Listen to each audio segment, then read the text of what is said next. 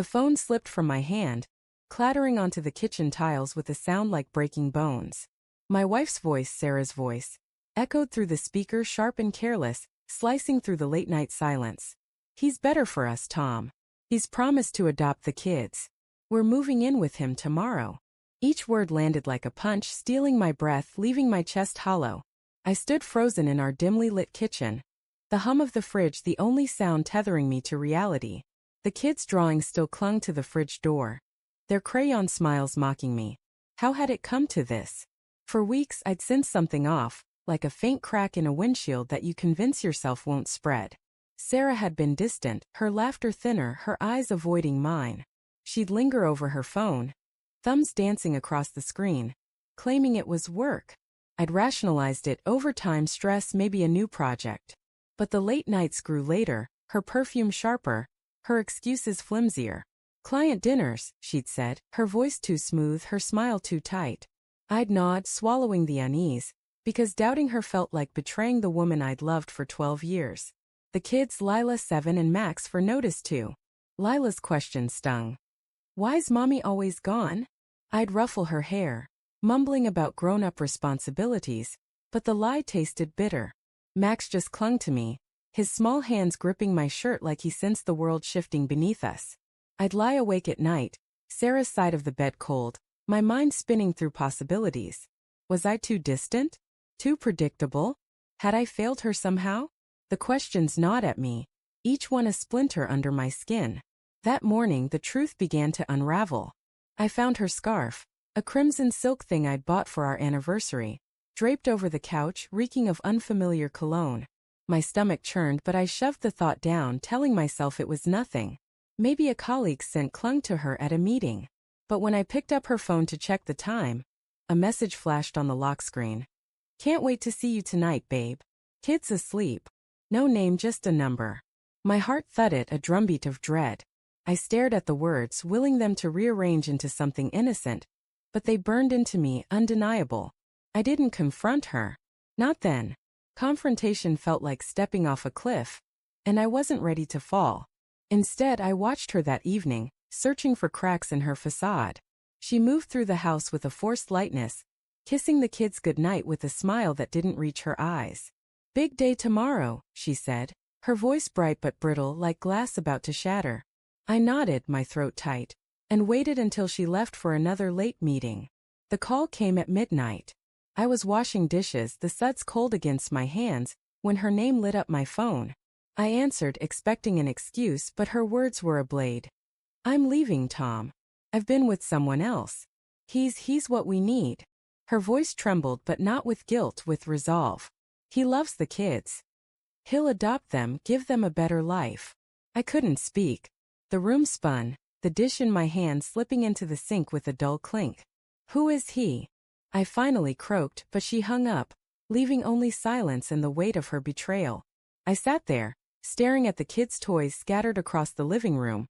Lila's stuffed bunny, Max's plastic dinosaur.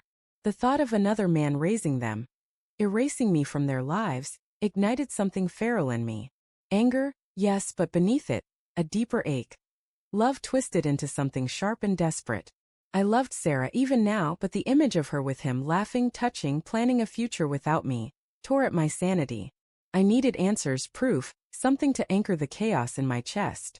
I didn't sleep. By dawn I was at my laptop, hands shaking as I logged into our shared cloud account. I hadn't checked it in years, but Sarah was careless with passwords. There it was, a folder labeled Work Docs, stuffed with photos.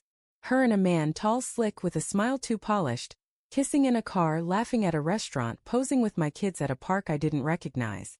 My breath hitched, rage and grief colliding. The timestamp stretched back months. Months of lies, of her slipping away while I clung to the illusion of our family. But one photo stopped me cold. A lease agreement signed by Sarah and this man, for an apartment across town. Move-in date tomorrow. My kids, my life, boxed up and handed to a stranger. I wanted to scream, to break something, but a colder instinct took over. Revenge wasn't enough. I needed to reclaim what was mine. I called my lawyer, a friend from college who didn't sugarcoat. "Tom, you've got a shot at full custody," he said, his voice steady over the phone. Her moving in with someone else, planning to let him adopt without your consent? That's reckless. We can argue she's unstable. His words were a lifeline, pulling me from despair to purpose. I spent the day gathering evidence, screenshots, texts, the lease, each click fueling my resolve. By evening, I'd filed an emergency custody motion, citing abandonment and emotional endangerment. The judge, a stern woman with tired eyes, granted a temporary order. Sarah wouldn't take the kids anywhere. Not yet. The confrontation came at dusk. Sarah pulled into our driveway, her car packed with boxes, her face pale but defiant. "I'm here for the kids," she said, avoiding my gaze. The air was thick with the scent of rain, the sky bruising purple.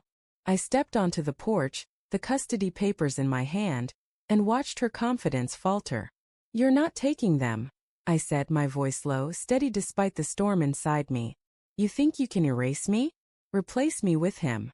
I held up the papers, her name stark against the legal text. "The court says they stay with me. You want to fight, Sarah? Fight me in court." Her eyes widened, lips parting in shock. "Tom, I didn't mean." Her voice cracked, and for a moment, I saw the woman I loved vulnerable, lost. But then I remembered the photos, the lies, the callous promise of another man adopting my children. My heart hardened. "You chose this," I said, stepping closer, my voice a blade of its own. "You broke us. But you don't get to break them." I nodded toward the house where Lila and Max played, oblivious to the wreckage. "Go ahead, Sarah. Move in with him. But you're not taking my kids."